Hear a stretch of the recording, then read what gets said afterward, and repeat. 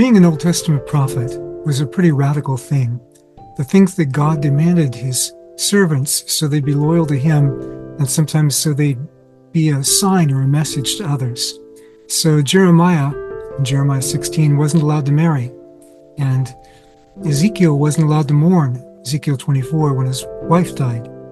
Hosea probably wished he hadn't been allowed to marry. And Isaiah, who ran around naked for 3 years, his wife probably wished she hadn't married him, or at least she would have if she hadn't been a prophetess.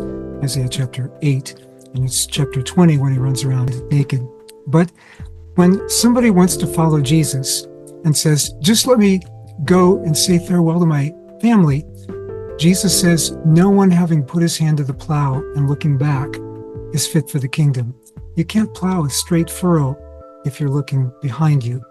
Well, Jesus is alluding to when Elijah called Elisha in 1 Kings chapter 19 to be a prophet. Following him as a disciple of Elijah.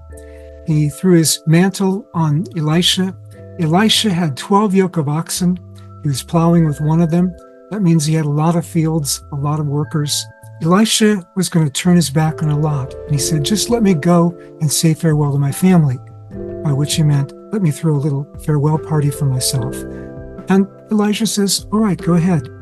And Elisha burns the oxen for a sacrifice, has a huge party, and then leaves everything behind and follows Elijah. But Jesus says no. The call to be a disciple of Jesus is more radical than the call to be an Old Testament prophet. Are you a disciple of Jesus?